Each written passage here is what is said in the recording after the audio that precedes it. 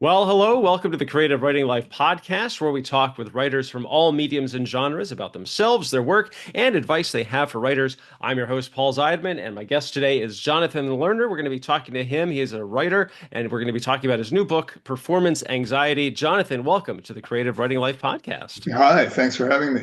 Oh, my pleasure. My pleasure. And as people familiar with the show might know, we like to start things off talking about things we may have read or watched recently. Did we like them? Did we hate them? Did we just kind of like, I don't want to ever have any connection with that thing ever again? I'll go first just to give Jonathan some time to collect his thoughts. I've got three movies that I watched. The first one, it's called Freaky Tales, and it came and went in the theaters really fast. And it's an anthology, and it's set like one day in 1987 in Oakland, California, right across the bay from me. That was one of the most entertaining movies I'd ever seen. It was so much fun, and each of the four, I think it's four tales, they're all connected in some way, and it's just so much fun, and everybody had a great time with it, and so that was a lot of fun. And then the next week, I saw something that was even more entertaining, and it is just a steamrolling through the industry right now, and that is Ryan Coogler's Sinners. I went into it knowing kind of what it was about, but did not expect it to be that incredibly good. It is just such a great movie. And if the less you know about it going in, that's probably even better. And probably by now, you probably heard so much about it, but I'm not going to spoil anything because this is definitely something you want to go see on the big screen. And the last one is this weekend. My wife loves cheesy B horror movies. So we're scrolling through what's on this streamer, what's on this streamer. So we settled on that Jason Statham classic, Meg 2, The Trench. You can't go wrong with Jason Statham taking on giant sharks. The first one was silly. This one was even more silly. And if you want to give yourself a true Mystery Science Theater experience at home, put this on and maybe have a drink in hand, ready to go. You are set. That is going to be probably one of the most fun evenings you'll have in a very long time. And I've probably talked too much already. So, Jonathan, I was just watching your face. I'm going through these movies. Good advice. What has been in your reading and or watching queue lately? Um, I find that I'm reading a lot of Irish fiction. I think there's something in the Irish culture, it's a culture of storytellers, and Hmm. also in the history and culture of the country, there's a lot of stories to tell. A lot of troubling history, the grip that the Catholic Church had on the culture up until recently, the famine in the 19th century. Um, And there are some really great Irish writers writing now, like Colm Tóibín, Sally Rooney, John Banville, and Claire Keegan, who wrote things like this that was made into a film just recently with Cillian Murphy, Hmm. which is about that grip that the church had on the culture. Anyway, I stumbled into a writer called Niall Williams, who writes honestly about Irish experience, but somehow he treats the human frailties and the even the things that seem to be magic just warmly and with empathy. And the story I read was called Four Letters of Love. It's a sort of twisted, almost tragic, painful love affair, love story, but it's handled so gently and with so much love. It was really refreshing. So that's my reading of the moment. Um, Best watching lately was Binging the Pit, Oh, okay. which was like irresistible and unturnoffable. I Hmm. think we watched it in 3 nights. Yeah, It was I've something heard a like lot. I've heard a 12. lot of good things about it. I wasn't familiar with the concept until I heard it explained that it's like one shift at It's one A shift. Pittsburgh emergency room. Yeah. And it's, gory. It's not like if you're thinking of ER or any of the earlier hospital soap operas, it's like you're holding onto your chair. It's kind of, Oh. seeing people's legs being sawn off. But anyway, really like that. Wow. Okay. So definitely don't watch it while you're eating dinner, is what you're saying. No, no, no. After dinner. After after dinner, you've had time to digest. Okay, so Jonathan Lerner, again, we're talking to him about his book, Performance Anxiety. I will read the bio that's on the back.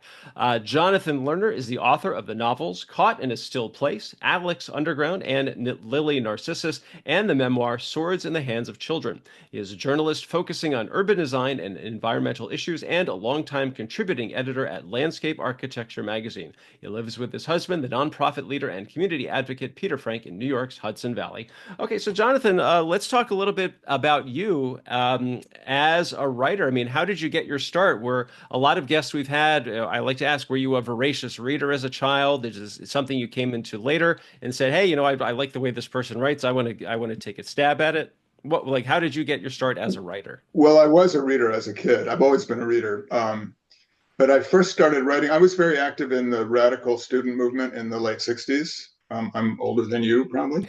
Um, Just a bit. and I started writing for our sort of publications, the organization Students for a Democratic Society, which was a big leftist student organization at the time. We had a weekly newspaper and we published pamphlets and posters and things like that. So that's where I started writing things because like we needed copy, we needed stories, we needed articles about what we were doing. Um, a few years later, like eight years later, when I sort of came out of my long involvement in leftist activism, and I was just trying to grow up and put a life together, it occurred to me that here's something I know how to do, and I'm good at it. And I started writing for a weekly newspaper. I was living in Chicago, and I made my first attempt to write a novel. Never saw the light of day. I think took till the third attempt before I had something that was worth showing around. And I've been writing ever since. I've had a long career as a magazine writer and editor. Most recently, as you said, with Landscape Architecture magazine, but before that, for years, I wrote for airline magazines. Before 2008, in what we call the golden age of magazine journalism, when there were lots of magazines that had Mhm. budgets to pay freelance writers.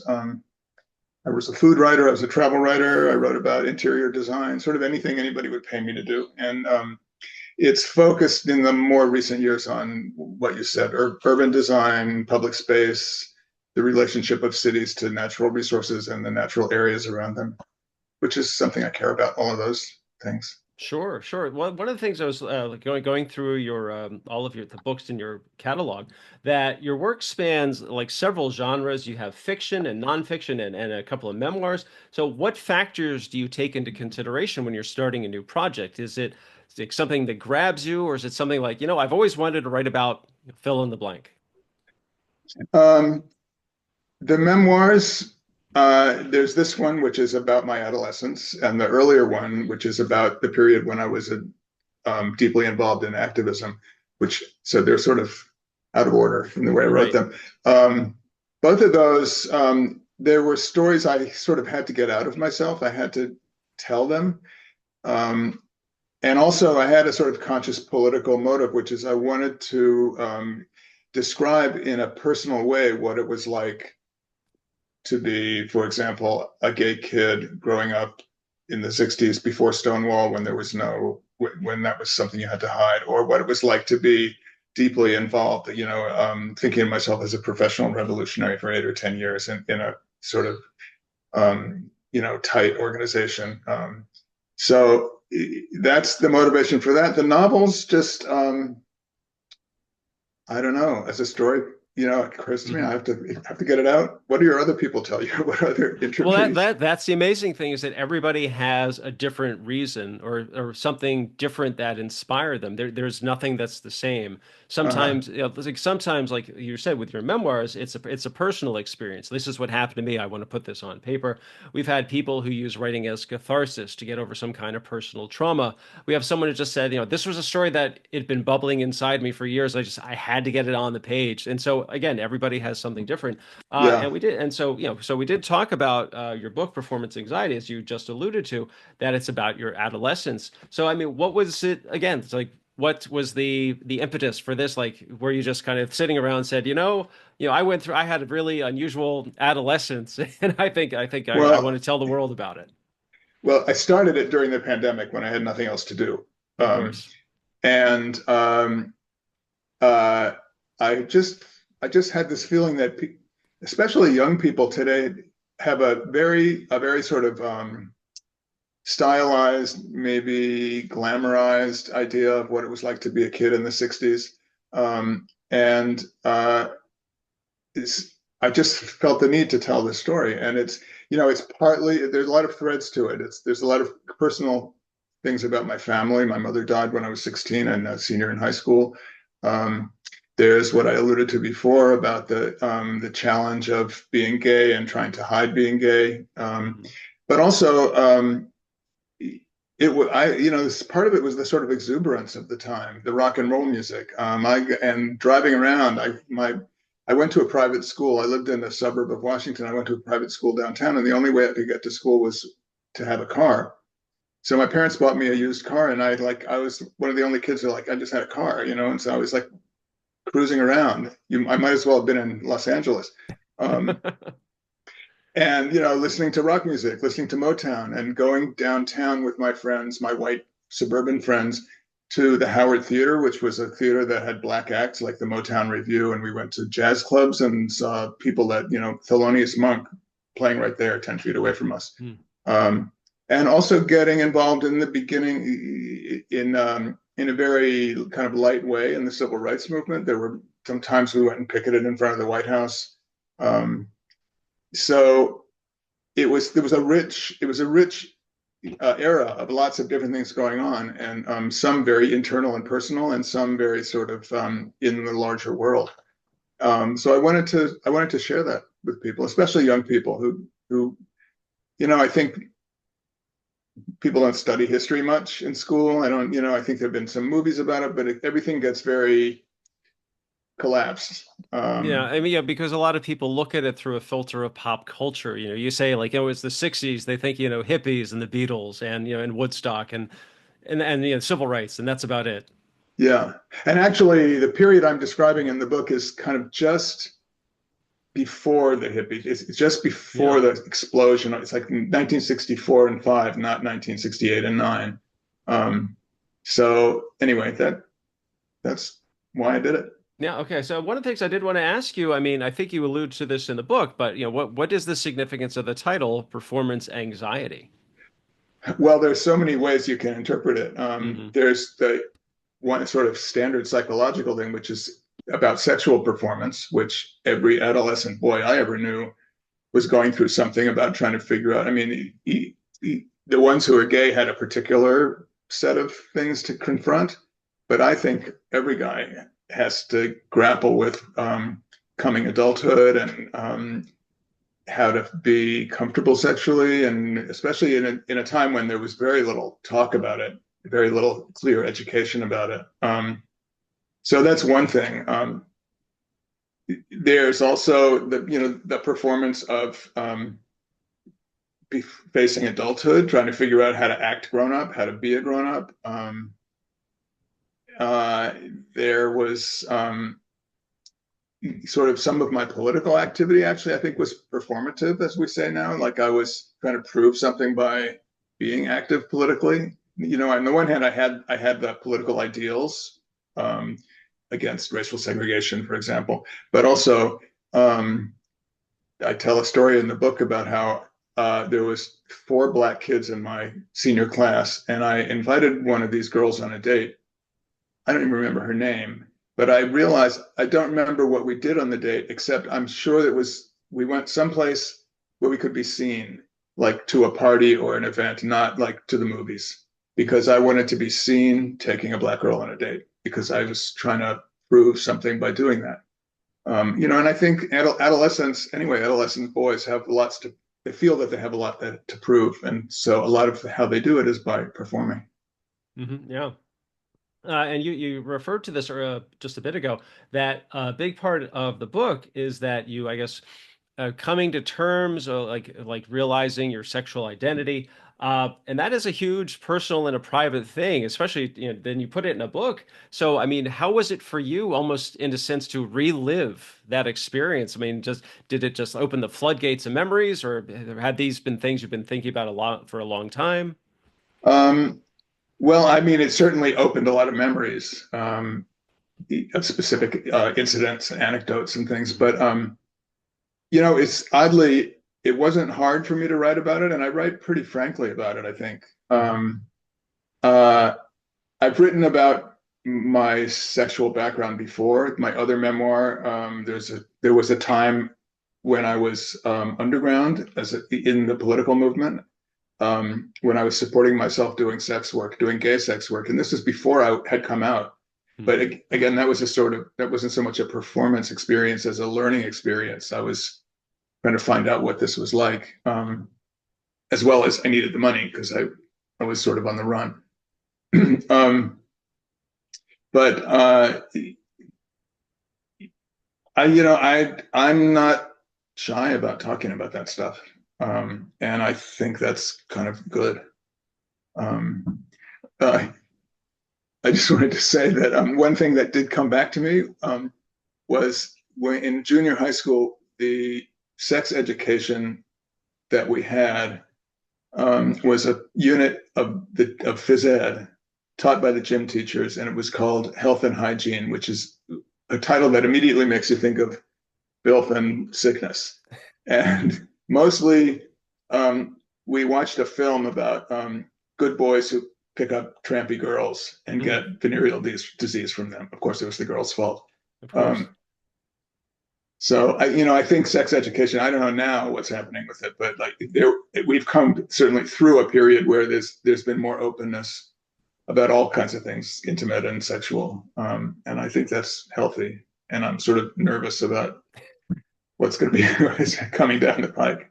Sure, sure. Another big part of the book that it was just fascinating to follow along was your relationship with your father.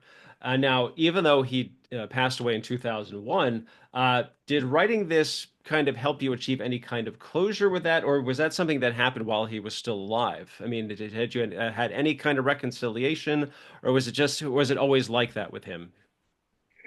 Well, my relationship with him was pretty rigid, Mm, um, pretty distant. It wasn't violent, but he didn't get me, and I didn't get him.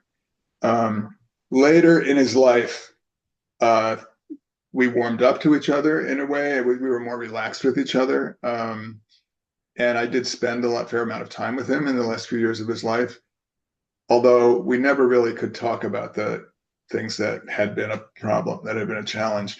So that is one thing that I really worked out in the writing of this book. I mean, I hadn't really articulated what the course of my relationship with my father had been. And on the one hand, I understand he was a product of his time.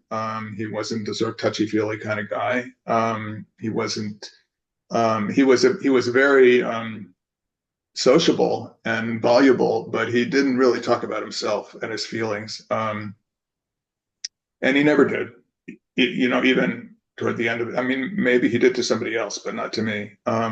So, sort of looking at the whole course of my relationship with him, I'd say that was actually the hardest part of writing this book because I hadn't really mm, ever tried to digest it all and understand it. And I'm not, one thing that it did help me do was sort of dissipate the residual anger that I felt toward him. I still don't understand why he did some of the things he did, why he seemed remote from me. And but I also recognized in telling it that there were things that I did that also pushed him away. So maybe it was mutual more than I had ever thought before. yeah. And Yeah, he's gone, so there's no more real reckoning to happen, not with him directly anyway. yeah, well, one of the things like we mentioned it earlier is that there's a lot of revealing about a lot of personal things from your past. Was it, or I guess, did you ever have something that you weren't sure whether to include it, or like this is too much, I have to tone it down, or that's too graphic, or like, I want to just get it out there, warts and all? I mean, was there any kind of decision making about what to include, what not to include, or was there kind of like a muddled gray area in the middle?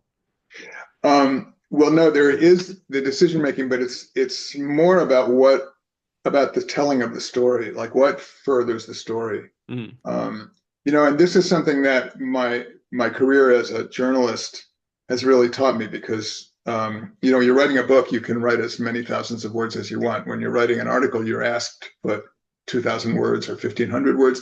Learning how to be economical and learning how to examine every possible Well, there's an axiom that I constantly repeat to myself when I'm writing, which is no unnecessary word in a sentence, no unnecessary sentence in a paragraph, no unnecessary paragraph in a story. So I had to make a lot of decisions about that. I mean, there were many other anecdotes or things I could have included, but I like to be kind of a lean, economical writer. And, Sure. the book's, what is it, 120 pages? It's not a long book. So I guess if I made any mistake with that, I erred on the side of being too lean and economical. But uh, so that was more the decision process about what went in and what didn't,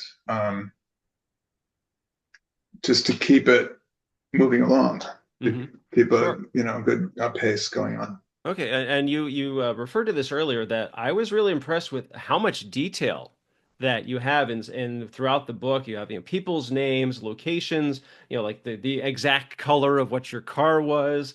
I mean, did you have a lot of personal records? Was it a lot of research? Did you just have some kind of amazing memory recall ability? Was it a little of everything? A little of everything. I do have a pretty vivid memory for that Okay. period. Like, don't Hmm. ask me what I did yesterday or last week. But I did use some memory aids. My father took a lot of photographs, and I have a lot of them. Um, and let's see what else. We have the internet, so that like there's a long section where I'm driving around in the car, and there's a section where I'm talking about where my friends lived in relation to me, and I spent a lot of time actually on Street View tracing the routes that I would drive from one person's house to another person's house and my house, and then looking at like their houses from Street View and seeing which houses were recognizable, which houses had been torn down, including the one we lived in when I was in high school. Um, so there's a lot of factual material out there that you can dig up. And again, I think my journalism background has sort of taught me how to research and how to find data. Also, I had some of my yearbooks, a couple of my Oh. yearbooks from junior high school and my senior year yearbook, which Hmm. was really helpful and useful.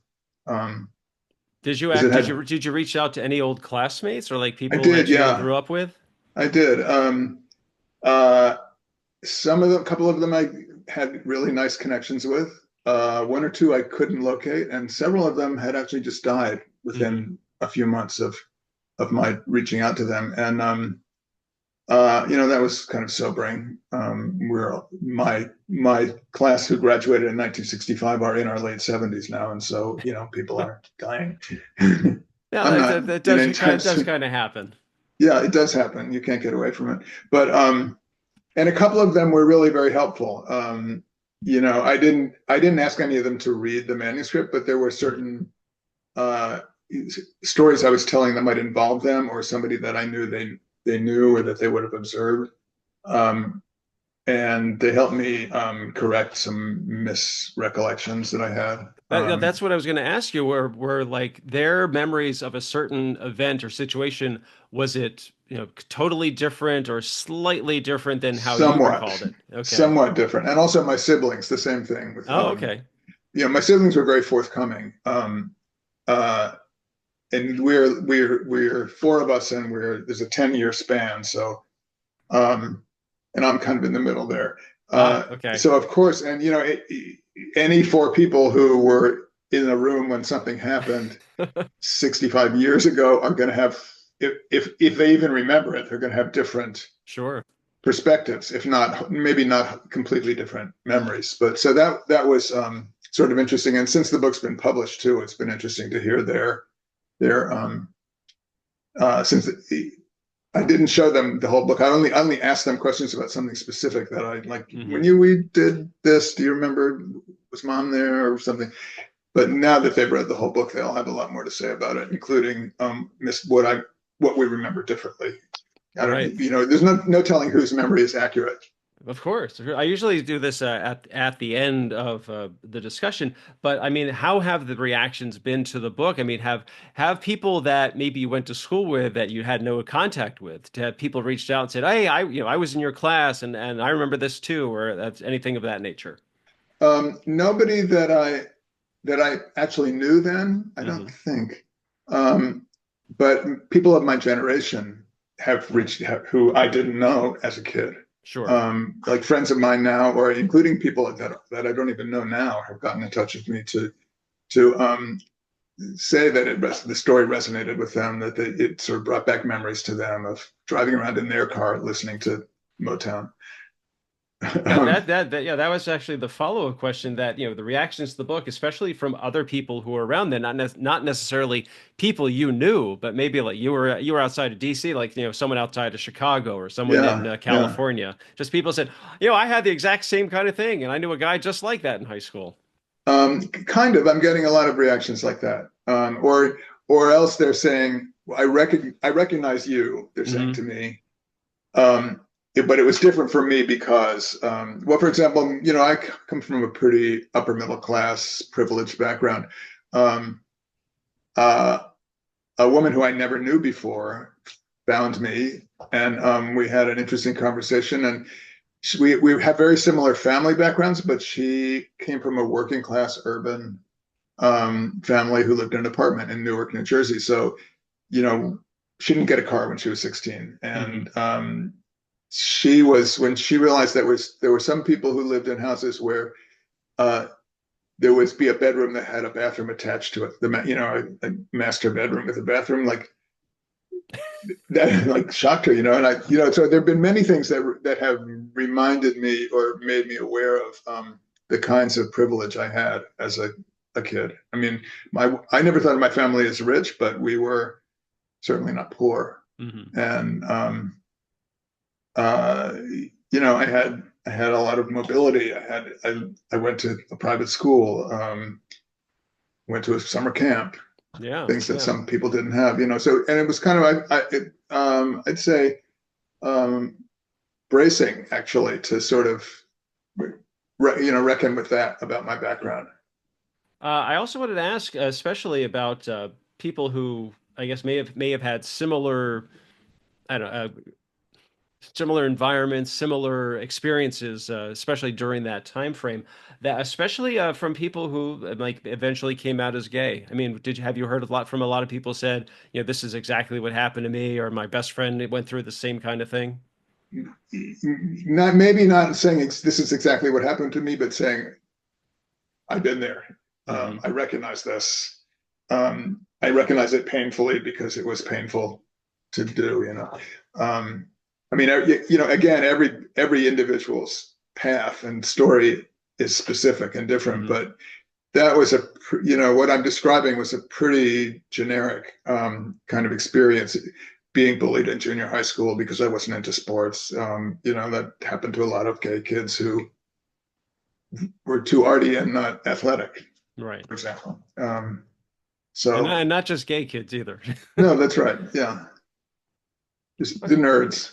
Yeah, yeah, pretty much. So one of the things, so as I was reading it, there were two quotes or lines that really resonated with me. And I even wrote them down. So on page 35, those tickets went unused. We stayed where we were. Only my childhood flew away. And I just loved how that sounded because if you want to give the setup of, especially the reference to the tickets and the flying away part, and after you're done with that, I want to do the other quote. Okay, this is good because this is a story about a memory that I was absolutely sure was true and turned out to be completely my invention. My father was a foreign service officer. Mostly we were in Washington, but there was a couple of years when we lived in Taipei in Taiwan. And my brothers and I loved being there. We had a really good time. And you normally in the foreign service, you are sent someplace for a 2-year tour of duty, and then you get home leave for a couple of months, and then you go back for a second tour of duty, which my father wanted to do. But my mother didn't want to go back because my sister was going to be a senior in high school that year. There was the question of college, and my grandfather had had a heart attack, and my mother had a good time living in Taiwan, but she missed her friends at home. So um, I remembered that we came on home leave, and we were only going to be home for a couple of months, which meant I was only going to be tortured in seventh grade in this giant school for a couple of months. and that then we were going back to Taipei, and that I knew we were going back because I had seen the tickets in those days. Airplane tickets were printed on paper.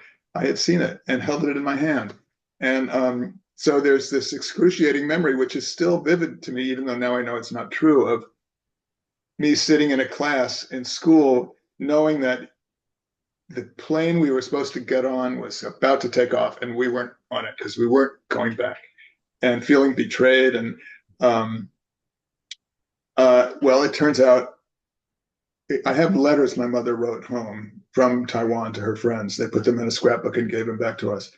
And 6 months before this, she had written to her friends saying, um, "I'm really looking at everything here with a special interest. I want it to stay vivid in my mind because now the plan is that we are coming home to Washington and we're not returning to Taipei." Mm. So it was well known in the family and among our circle of friends that we weren't going back. And where I got this idea was out of desire to like stay a sixth grader in the small school in Taipei where everything was fun and I was, nobody was accusing me of anything, and Mm. get away from the like miasma of giant junior high school. That's a long story, but yeah. So I had to sort of eat my hat on that one. Yeah, but I just love the quote. And the other one is from page 70. I was hell bent on escaping childhood. I just think that that is just almost like a perfect sentence. It's I think anybody who hears that, they're going to make some kind of personal connection to it, like about their childhood and how they were trying to, just make that transition. I just that the thing is I love about both of these quotes is they are really sum up what the book's about, that it's putting the simplicity of childhood behind us and we're moving into the complexity and just the overall messiness of having to be an adult. And Mm-hmm. some people make that transition well, some people do not, and some people just kind of like, they kind of I don't know, tread water the whole time. So was that what you were trying to accomplish with the book? Not just to relate your experiences and the things that you went through in these formative years. Was it to kind of make a point that this is a messy time, and this is how it was messy for me? Yeah. Yes. um, uh, I was hell bent on becoming an adult because being a teenager was so hard. Hmm. Actually, even though I had a lot of fun, I had good friends. I did fun things. I did interesting things. But it was so uncomfortable that I was, I kind of felt like I was driving this car as fast as I could around the Beltway to like get to escape velocity where I could just take off in it and fly. Hmm. That is something else I wanted to ask you, that you talked about all the research and all of the ways you put the story together and getting the information. Uh, I guess while you were working on the book, or maybe even now that it's published, have you gone back? Or I guess the question is, while you were doing the research, and maybe did you make any trips to that area just to kind of like look around, or was it all through Google Maps? It was no, it was all through photographs and Google Maps. Okay. I didn't go. I mean, I would like to go there. I somehow haven't managed to go back to Washington in years and years. Yeah, because I None of just my I family is still there. okay, I just wonder that if you went back and saw it, in person, it right there in the middle of it, that's where my house used to be, and that's the school I went to. If it would seem different, just having that, not a complete tactile experience, but like that being right there Well, in it the might seem situation. different. I mean, Mm-hmm. I have been back as an adult, and Mm-hmm. I think everybody seems to have this experience. You go back to the house you grew up in or the neighborhood you grew up in, and everything seems much smaller. Yeah. Um, but you were smaller, and everything seemed bigger when you were like looking up at it. I guess. I'm sure if I had gone back, it would have sparked other memories that I didn't trip on this time, in the course of writing it. And so the book may have been somewhat different, actually.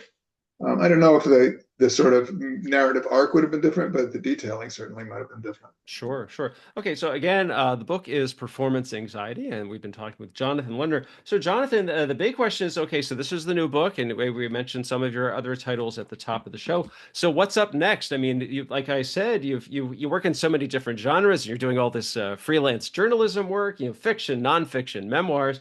Like, what's next? Do you have several projects lined up? Is there something like this is my big focus for right now? I don't have a big project. I'm right at this minute. I'm working on another magazine article for Landscape Architecture magazine. I just got back from Phoenix. It's a story about a new landscape design at Arizona State University. Sort of esoteric, very specific kind of thing, but that's the kind of thing I write about. And it was a really interesting trip. I'd never been there before to Phoenix. It's kind of weirdly beautiful and weird. And hot? It was pretty warm. It Yeah. wasn't. It was warm, but as they say, it was dry heat, so it wasn't really. Um, uh, I don't know about another book. Oh. I don't have it. Nothing has like started like itching me in my brain that I have to sit down and write about it. And we'll see. I think I'm just going to have to wait. I had one idea for a book that I think is probably I'm not going to do, but it was that I should keep a notebook in my pocket all the time.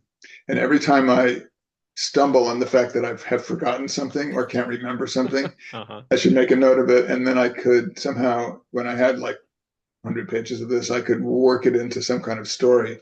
And it could be very funny, but also I realized it could be very depressing to spend a year or two thinking about the degeneration of my brain. No.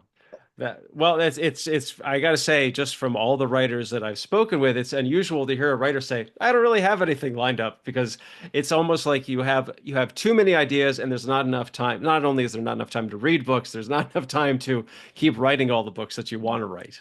Yeah. Maybe I'm lazier than other writers. I don't know. I like lying around reading novels. Okay. Now it's summer. I'm looking forward to spending most of the summer on my porch reading novels. That's a great way to pass the time. So again, the book is Performance Anxiety, and the our guest today has been Jonathan Lerner. Jonathan, where can people find out more about you and all of the books that you have written? JonathanLerner.info. .info. There, that is a Yes. web address we discussed just before we started recording. How a couple of years ago it was .com and that was it, and now Yeah. okay, there's so many to So choose from. Are you on any other social media I platforms? am on Instagram as Lerner Writer, one word. Okay, And that's it. just I have a Instagram. love-hate relationship with social media. My publisher always wants me to do it, and sometimes I enjoy it, but I don't know. Okay, I'm that's an ink on paper guy. I'm not a digital native. I'm from an earlier era of history. of course, totally fine, totally fine. So again, our guest today has been Jonathan Lerner, and his new book is Performance Anxiety. Check it out. Very vivid description of what it was like to, I guess, grow up really during that time frame in the early 60s, not the late 60s, not the hippies, not the post-Beatle era. It's all before all that started to help. Just great stuff. Jonathan, thank you so much for being here today. Thank you, Paul. It's been fun. My pleasure. And viewers and listeners, if you enjoyed today's show, please hit like. Feel free to leave a comment and subscribe.